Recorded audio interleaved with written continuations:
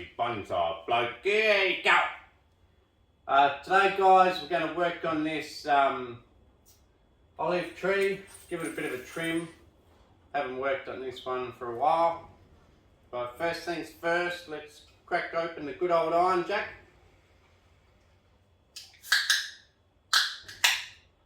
And have a sip.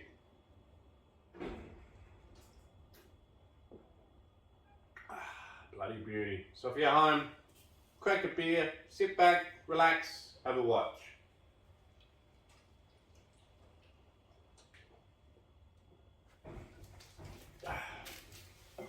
Right. We got the dog here keeping us company again. Pretty worn out, aren't you, boy? Hey? You worn out, Bubby? Leo? Leo? Leo. You're ignoring me. I can see your ears go back, and then your ears go back, but you don't roll over. I feel like you're ignoring me. We do love you, bub. We do love you. Yes, we do. Huh? Okay, guys, let's get to this tree. I'll bring yours in a bit closer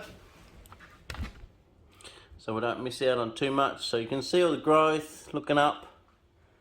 A lot of growth up there, almost, you know, halfway to the shed roof. And there's the tree and the good old iron jack. Right, so pretty simple sort of a trim. I am going to also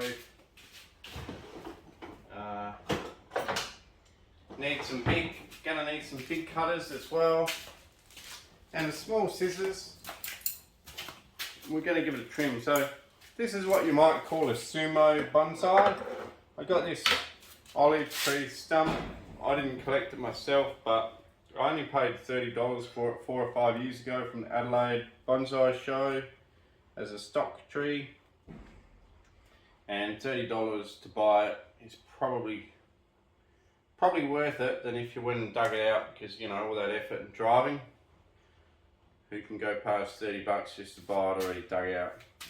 It had no branches on it at all. It was just a trunk, what you call a sumo style, and I just did some carving on it, hollowed it out a bit, created a little bit of interest, and grew some branches. Originally I let a lot of the branches grow really long, super long. There are other videos on this tree if you want to go back and have a look at some of the other videos. But yeah, just let the branches grow super long, then cut them back, and that's how I ended up with the thickness on all these branches. They're all quite thick, so really good way of doing it. If you want believable thickness on your branches, let them grow super long for a long time, and let them get 3 meters long even if you have to, until you get the thickness you want back there. Then you can chop them back, then you can start some of your branching. So yeah, pretty cool. We're just going to have a bit of a trim up of the bottom, and then once we've cleaned the bottom off a bit, we'll move on to the top. Should be a fairly straightforward tree to work on. So this sumo style, which I guess basically means, you know, fat like a sumo wrestler. Sumo wrestlers are very fat, and that's what a sumo style is, just a fat trunk and skinny arms. Well, hopefully not too skinny, because we do want it believable, don't we? But basically a fat trunk, and then we're just creating a canopy or a crown on top of the fat trunk. This one's in your traditional, I guess, bonsai style. Just a whole heap of padding that fills in bare areas, which, you know, is what our traditional, or what most people think of as a bonsai. And that's what most of my trees are styled like. Most of my trees are styled like this, what you would think of as a bonsai. and then occasionally I'll stray from that and do some other styles like the Mallee style. But today we're doing the Sumo Bonsai style, and basically I'm just going to keep trimming this thing up a little bit like a hedge to an outside silhouette of what I think a nice tree would look like. I guess an informal upright or broom or something like that, just a canopy on top, and that's what this one will be. So it just goes to show I don't try to stray from most people's thoughts as a bonsai that often. Sometimes I do, sometimes I don't. It just depends on what the tree sort of lends itself to be. And to be honest, a lot of olives seem to lend themselves pretty well to this informal broom or informal upright style. Not really broom, this is an upright. A lot of olives seem to lend themselves to that pretty well. I've yet to try and do one in a Mallee style, and I was looking at it, I think it'll be quite difficult to achieve, just the way they grow, because they do like to push down a lot of outward and downward growth as well as the upright growth, so it may not be suited to that. But anyway, back to this tree. We're just going to chop, if we got some really heavy ones like this one at the top, I'm going to chop it decently inside the canopy of the tree, so that you can't see the knob of it, and I guess basically then it'll reshoot with a couple of shoots, and the shoots that do come out will be thinner, and then they will then be cut again to the outside of the tree. A lot of the thick ones are there, one, because I was too lazy to trim it on time, but there is also some branches here that I was trying to fatten up, which I'll get around to in a minute. But you can see back here there's a couple of big branches there that I let fatten up and grow out of a big hole in the tree that I thought needed filling in. So now that I've let them grow out of that big hole and fatten right up, so it's a believable, you know, fatness of the trunk, fatness of the branch toward as far as in comparison to the trunk. Now it's probably time to get in there and chop it back. I feel like the branches are thick enough, and it's time to start really refining this whole tree now, rather than just certain pads. So this tree is actually developed pretty quick. Like if I say 5 years for this tree, it's actually pretty quick. Some trees can take, I mean, this will still take 10 years to be a really nice tree, but it is actually starting to become at least a believable bonsai, or something that I would call a bonsai, in only 5 years. But yes, it's probably still got a good 5 years to go until it's really something. But I tell you what, it's well on its way to becoming something. So just keep trimming some of these branches. Olives are super easy to grow. No disease, no pest issues really, apart from a bit of scale. This one here seems happy, no real problems. Super predictable growth.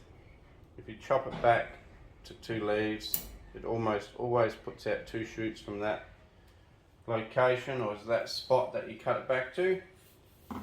Right, so here we've got, I'll just cut back this top one so it doesn't get in the way, so that we can see a bit better. Right, so here, chop this one back as well.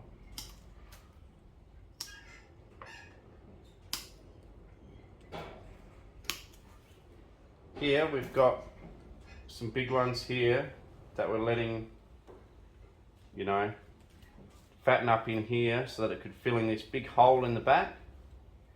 So now that they're quite fat, what I'll do, still well inside the outside silhouette of the tree, I'm going to chop it back to a couple of little branches there, and then let it fatten back out, let it grow back out, and then that'll help fill in that spot, and then I'll let it grow out slowly, so that as it grows out, it will increase its own ramification and give you a believable pad in there, rather than if you were to let it grow straight out here and cut it out here now.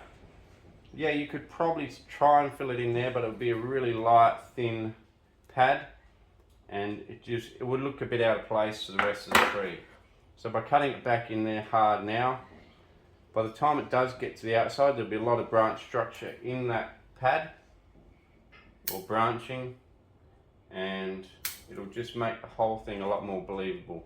Because your tree is not just the outside shape or silhouette and a trunk, because if you did that, it would be just classed as topiary. Even though what we do is similar to topiary in a way, you are doing more detailed branching than just topiary. It's not just topiary. You are creating branch structure and divisions on your way out to the outside silhouette of the tree. You don't want to just get straight to the outside silhouette of the tree and then trim it or hedge it, because there are people that have done that. They have a trunk, they literally hedge the outside. From a distance it looks good, pom-pom on the outside of a nice trunk, but you get in there and there's no branching, they're all just thin branches going out everywhere to the outside, and then it's just hedged to a ball, which doesn't look very good. You've got to have the believable branch structure in there, as well as the nice sort of shape. And it's also good too if you can keep a few little divisions and stuff in between the pads to make it a little bit more interesting, rather than just a solid block. Eventually olives do try to fill into just a solid block, so I guess it's up to us to try to, you know, cut little holes in the side to keep a bit more interest going. But early stages, you just want thick primary branches and good division all the way out, and fill in most areas. So that's probably a pretty simple way to explain growing a bonsai, especially an informal upright, and olives lend themselves to that really, really well. So that's it, you know, 5 years of development. That tree's still got a long way to go, still got it in its wooden box, but it is getting there. So we'll give it a spin. So that's its trim for the year. Well on its way. Long way to go, but it's already becoming something. If I was to go and put that in a pot right now, you know, it would already look pretty cool, I reckon. It would already start to look pretty cool, but if I was to put it in a pot now, it would actually slow the progress of this. So we're going to leave it in this wood box. It just seemed to grow better in the wood boxes with the, I guess, the extra air that can get through the box and help the roots out. They just seem to grow really well in them, and I think the insulation of between the hot and the cold as well seems to really help them. So anyway, that's it. Have another sip of the old Iron Jack. That was a half a can tree.